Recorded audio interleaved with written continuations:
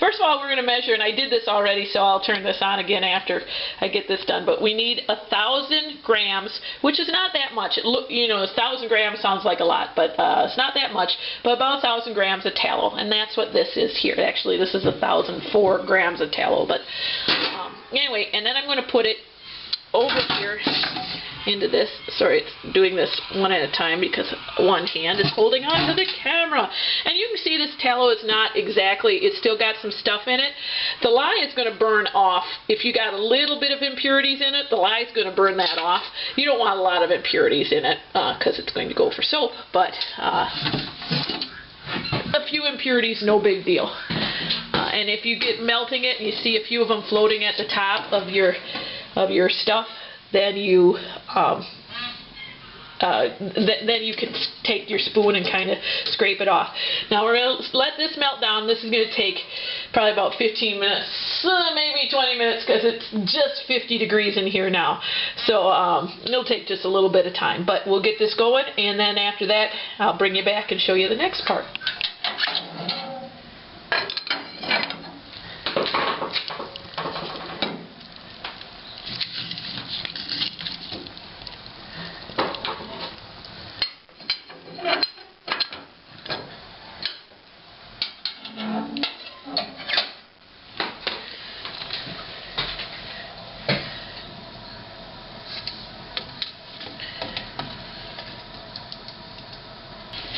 Okay, so all we're basically doing here is trying to get the fat into liquid form.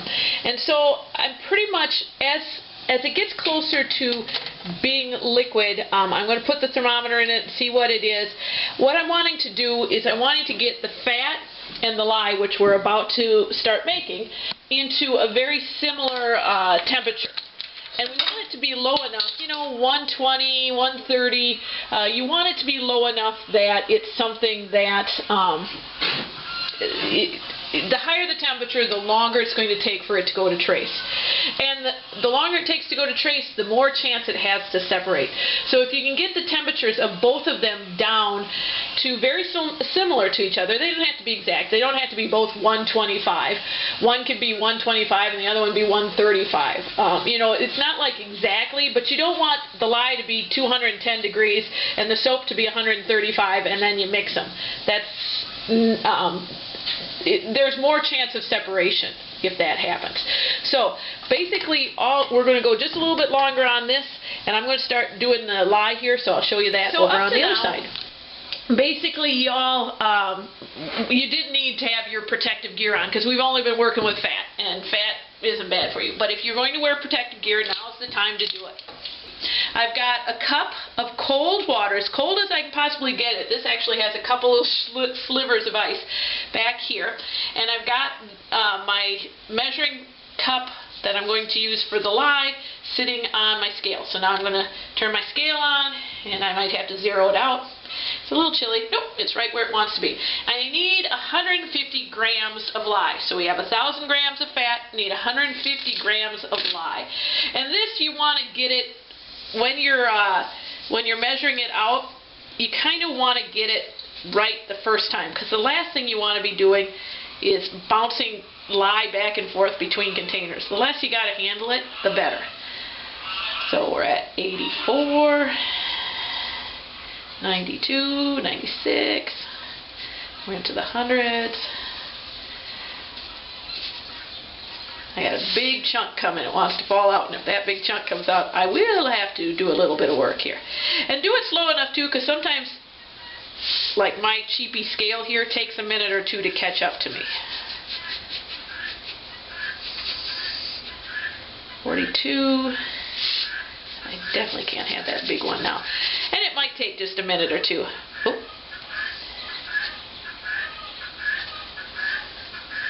Oh, come on. 49. Oh, there we go. Now I've got my 1 cup of water. I've got my thermometer in it. I'm actually going to take this and put the scale away too, so that's not, I don't accidentally make a mess there. And I'm going to actually, I'm trying to think of the best way to do this for you guys, because this is how I'm left-handed, so I normally would stir with my left hand. So I start stirring actually first, and slowly add the lye to the water. And this will begin to heat up right away. And I kind of usually stand, and you guys can't see this, but I kind of stand back because it does cause fumes. This gets really hot. You can see it coming off. You can see it steaming up the glass. You can see, and I don't want to breathe that in.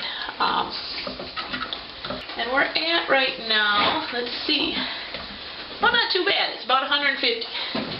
So I'm going to let that sit for a minute while I reach over here. Actually, I'm going to grab my little chicken pot holders. Pull this forward. Let's see what you guys can see now.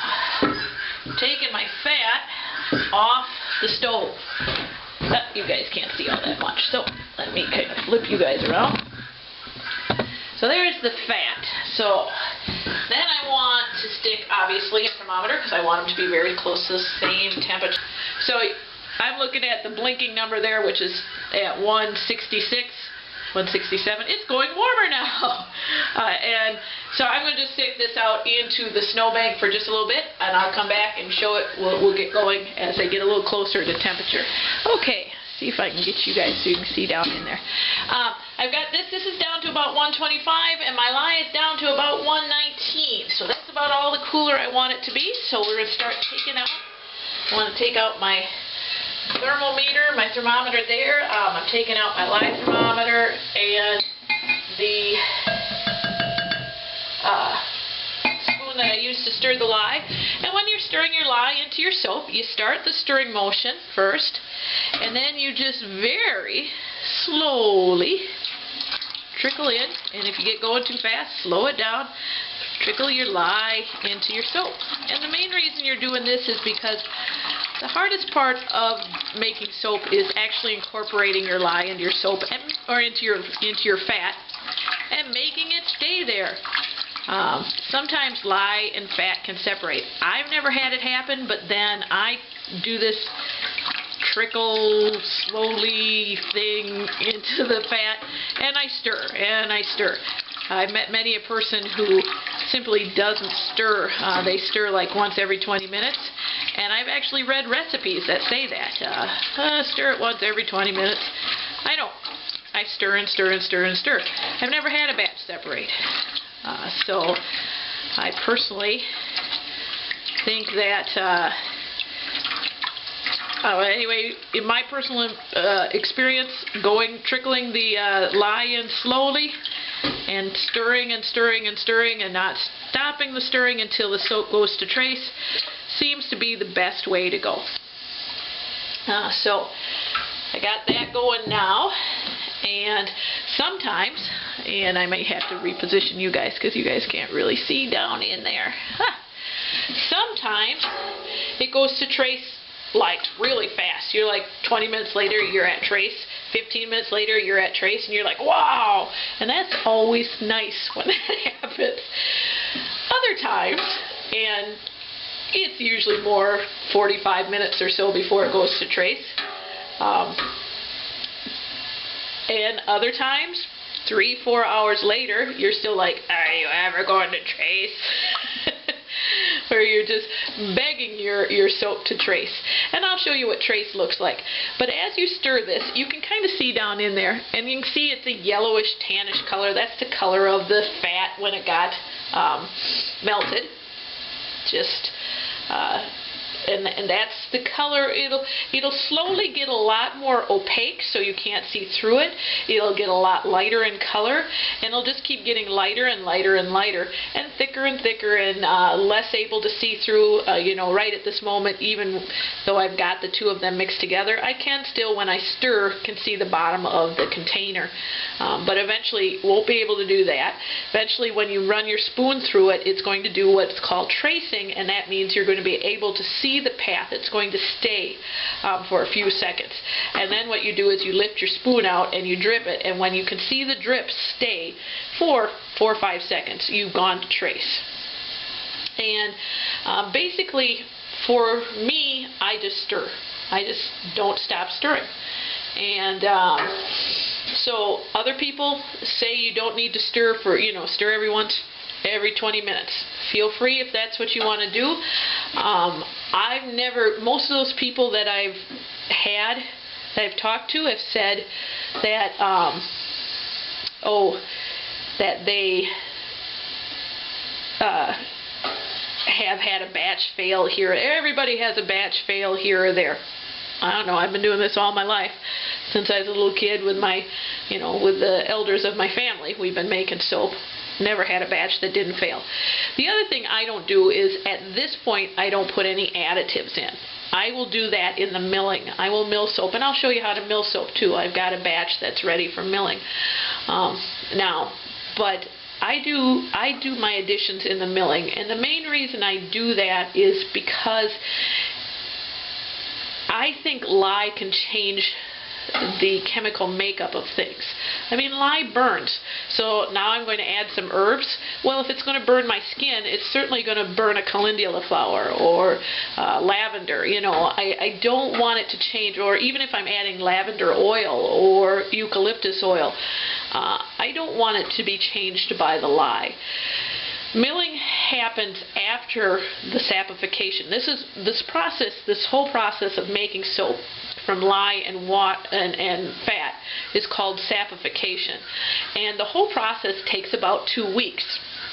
This is the speedy part of it. When it goes to trace, then you have to let it cure, and we'll talk about that when we get to that part. But after the curing process, which is usually 2 weeks minimum, some people will say even a month, after that, that's when the lye has been totally absorbed into the sapification. There's been a chemical reaction. It's scientific. Something has actually happened to change the makeup of the two there's no longer fat and lye. It's now soap. The two have come together as one through a chemical process. And then you don't have to worry about the lye, in my opinion, changing whatever you're going to add. So I will remill the soap, and that's just, you grind it down, melt it, and then heat it up to where it's melted, and then add your ingredients, put it back into a mold, and let it cool back down again.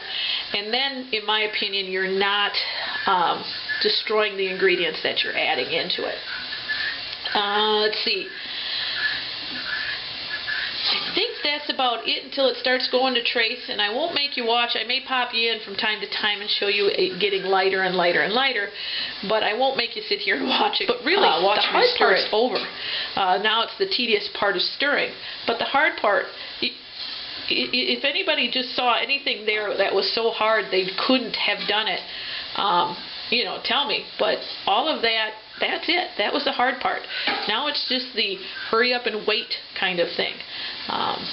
So I'm going to turn you guys off and bring you back from time to time just to show you what's going on. And I may reposition you a little better so you can see down into that tub just a little bit better, into the pot, into the cauldron just a little bit better.